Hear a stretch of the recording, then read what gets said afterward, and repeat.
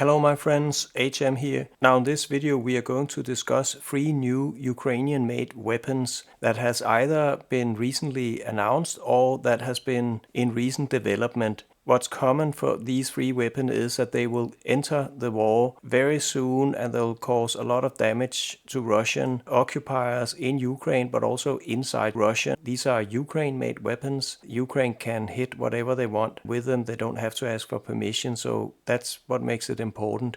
And also we are going to talk a little bit about the news I saw today that Reuters journalist has found out that the Biden administration indeed are going to send the JASSMs that I talked about in my previous video to Ukraine, and Ukraine are going to use them on Russia. This video is mainly about the Ukrainian weapons and how I found out a lot more than is directly publicly available from Ukrainian sources, but you know, there are publicly available information there, and if you use your brain a little bit, you can fill in the blanks and get some more information about the weapon. So if you think that sounds interesting, then keep watching. Now, before we begin, I'd like to say thank you very much to all the new subscribers and all the many views I've gotten from the latest few videos I've made here on my channel. In 2 weeks, I've gone from 600 subscribers to now, as you can see here, 3,100 subscribers, and it's ticking up. Plus, I'm having many more views, over 30,000 on my 2 latest videos, and that's a lot more than I'm used to. So I'm very grateful for that. And also my channel got monetized, so now I got a little cut of the subscription fees that premium YouTubers are paying to YouTube, and also those who watch YouTube with commercials, well, I've also got some revenue from that. Plus, if we go into click one of my videos, you can also now become member of my channel at 3 different levels and contribute a monthly contribution there, starting from $1.50 per month. And if you prefer just to reward me for my individual videos, you can click this thanks button here with the 3 dots and then just pay me for that video. And then I can also see what kind of videos are liked and what's not liked. So with that out of the way, let's start the video. Now, the first of the Ukrainian weapons I'm going to talk about is this Palenia missile drone that was announced by Zelensky a few weeks ago. And along with that, the Ukrainian government also launched a video that had a little more information about it. And let's play it. So you can see here is the drone, and they say it's a long-range weapon. And they say that very little is known about it, but we know something. It can hit 24 Russian air bases inside Russia. And then they show a lot of things that's not really related to that weapon. I move the video forward here, and then they show more. That's actually quite interesting. It's beginning here. Okay, this drone here doesn't look at all like the first thing here we saw, like this one. What I assume is that this is more like the final product that they're going to launch. And if we go forward here, here it is. This one is a prototype, and we also know when this prototype was filmed because you can see it's winter. So that's in January 2024, and now it looks different, but there's a lot of information in this prototyping because you have context. You can see the drone in an environment, so you also can put judgments about how much it weighs and all kind of things you can take from this. Here you can see it goes through and then it goes steep up, and here we can see it's flying. And we can see this guy over here standing with a remote control flying it like an RC airplane. But I think this is a prototype because it doesn't look as finished as this computer rendering that we saw in the beginning of this movie. And here we can see something interesting. 2 men are taking this drone out of a box. And they can carry it without any, you know, they don't look like that it's a super heavy weapon. From these pictures here, I estimate that it's a weapon that when there's no fuel in it, it will just be 40 kilo. That means each of these men are lifting 20 kilo. That's 20 kilo for a warhead and 20 kilo for everything else in this drone. And the whole drone, when it's filled with jet fuel, then it will be 120 kilo with 80 kilo of jet fuel. Now, let's see what else I have found out about this drone and how I'm using this information to actually figure out the top speed and also the range of this drone, because it's just physics when you know what it weighs and a few other things. Now, I found more information here. This one is a tweet from Noel Reports that are normally very reliable about what they report, and they say that this drone here has a top speed of 430 kilometers per hour, but they don't really say where they got this information from, so you can't just take it at face value if there's no source. But I got more information here. Also from Noel Reports, it's reported that this drone was used for the first time in August to target a military facility in Crimea.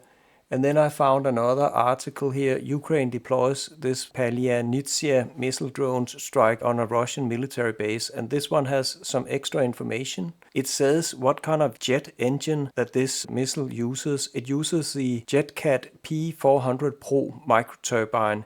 Now that's very important, because now I have looked that up, just Google it, and then I could go into the specifications here and read all about that jet engine and what it can do. I can see here one of the more important thing is that it's 4 kilo heavy, and also it has a thrust. It's given here in Newton, but it compares to 43 kilos of thrust from that engine. It also says what the fuel consumption is, and now we can basically calculate everything. Because I'm not an aviation expert, I'm not even an engineer. I'm an economist. I have a PhD in economics and financial economics, but I'm not an engineer. But I can always become an expert simply by using an expert AI model to figure stuff out I'm not an expert in myself. So what I did was I simply asked the question, what is the top speed in kilometers per hour of a cruise missile given the following conditions? It has 43 kilos of thrust. We know that because we looked that up. There's this rumor that it has this specific jet engine and that has that thrust. And then I said it weighed 120 kilo filled with jet fuel, and also I put a drag coefficient in because, of course, one of the other variable must be the drag coefficient. How much drag is there when it goes through the air? I put in, to begin with, a drag coefficient of 0.1. I know how it is for very efficient cars. It's about 0.3. But also a missile is much more aerodynamic because it's basically a tube, especially that rendering that we saw in this video. It's a very aerodynamic thing, so I put it at 0.1. And then, of course, we know it's a cruise missile. It will fly low, so that's where the air density is the highest. If it flies higher, it will have less air density and less drag. Then it can actually fly faster.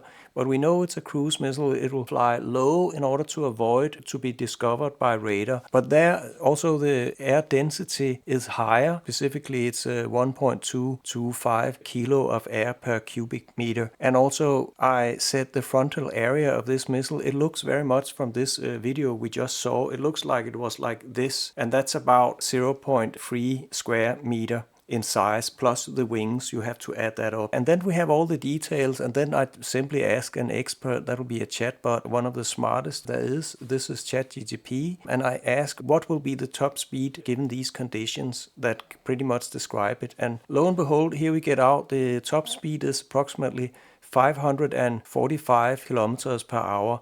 Now that's higher than this rumor we had that it was 430 kilometers per hour. But what I then did was that the only thing I'm a little bit in doubt about was the drag coefficient I put in there of 0.1. I really don't know what it is for a missile. So I ask again another very smart AI bot, what is the typical drag coefficient for a military cruise missile? And it said it's between 0.1 and 0.3. And I put it at 0.1, so that's the very lowest end of this. So let's bump it up a little bit. That's what I did here. I just prompted it again and said, now recalculate with a CD, that's a drag coefficient of 0.15. And then it got me this exact result that was kind of rumored up here on Noel Reports, that they just reported of 430 kilometers per hour.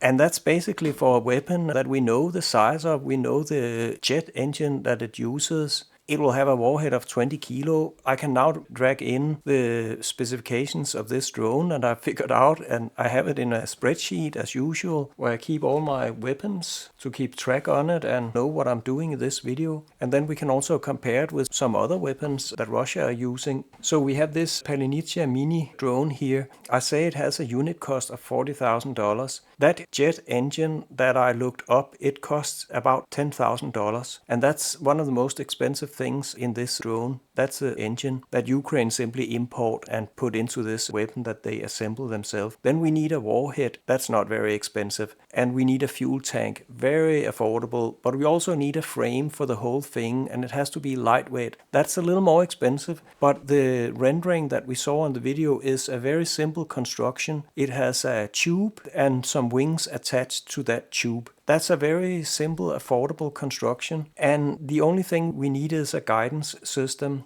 and that will be a little more costly, and also I think Ukraine will have to import that, some chips, of course, with a military-grade GPS tracking system and also some inertial navigation. What is inertial navigation? You have it in every smartphone. They have small gyros that can monitor how you hold your phone, and that's how a lot of things actually function in that phone, because it senses how you are moving that phone. The same kind of sensors can be bought for military weapons, so the navigation computer always know how the drone is flying, whether it's taking a turn or not. And together with satellite navigation, if it should lose its satellite navigation momentarily, it can always use this inertial navigation from understanding how it's moving because of these sensors to know approximately where it's flying. And then it might get the signal back later on and correct itself. That's the cheapest form of navigating a weapon.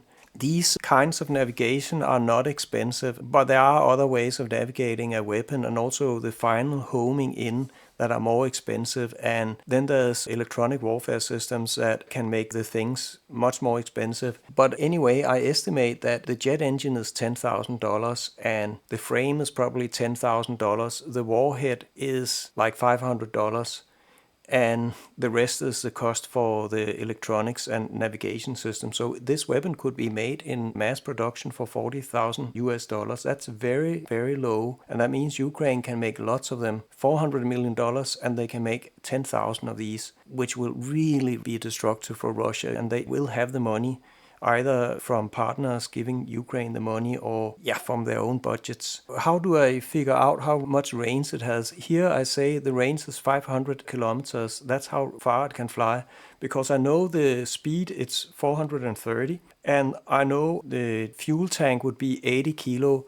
From this specification sheet I got from the website that described the jet engine, I could get the fuel consumption and figured out that it could keep this thrust of 43 kilo with a specific fuel consumption that would keep it flowing for 70 minutes. You know it flies for 70 minutes at 430 kilometers per hour. Well, then it must fly 500 kilometers, and that's the range of this weapon. And also here I have the warhead, 20 kilo. So how many have they built? I think they are built with all kind of prototypes, more than 100. But the important thing is how many can they scale production to going forward? How many are they able to throw at Russia? Now, the table here also have another weapon that we can compare with.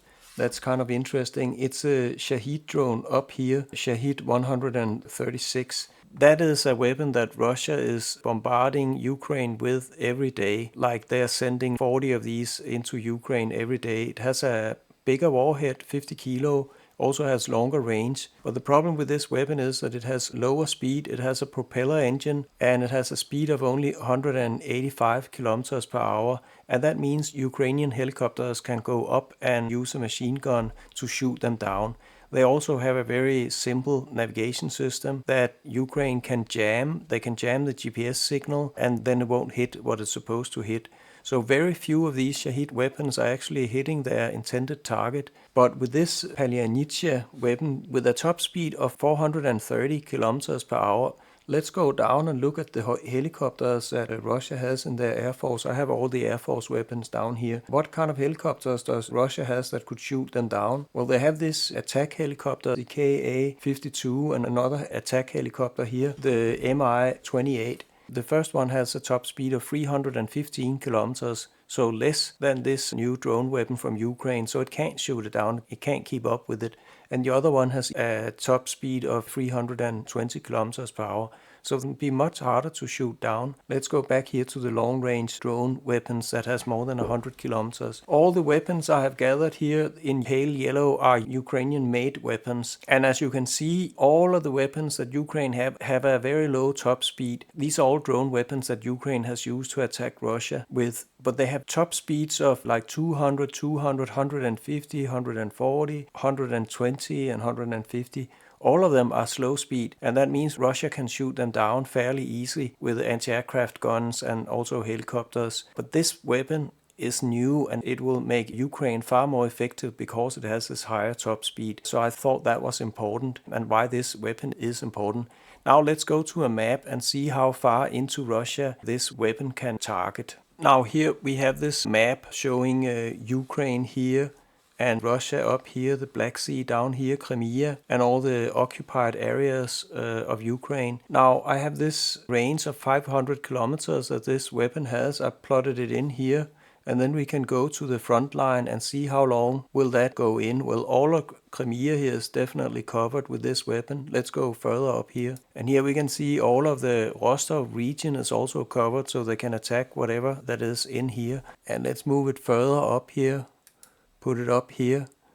And let's put another one up here. Let's move the map down here. And we can also put one up here. Here we can see actually most of Moscow is also within range of this weapon. And we saw the video in the beginning of my video here that it can basically roll down a road on a landing gear, and then it can take off from that landing gear that then rolls further out on the road, but it detaches from the missile and then it goes on. That's in order to lose weight and also have less air drag, that it doesn't fly with its landing gear. Plus it's a suicide drone, so it's not supposed to come back again. But anyway, it will be a very powerful weapon for Ukraine to have, and of course they can equip it with all kind of warheads, fragmentation warheads, or an anti-tank warhead that'll be a very powerful warhead with 20 kilo for that. They can also use that to hit oil depots and blow those tanks up and so forth. But it can also be used, I wanted to know how long a distance could you make an FPV drone, these small drones that are used constantly where you have a Google on and then a controller and operator is basically seeing what the drone see and flies the drone. But of course you need a video transmission of the signal. Now I looked up a company here that delivers it. This one is a Chinese companies, perhaps not great to order it from China,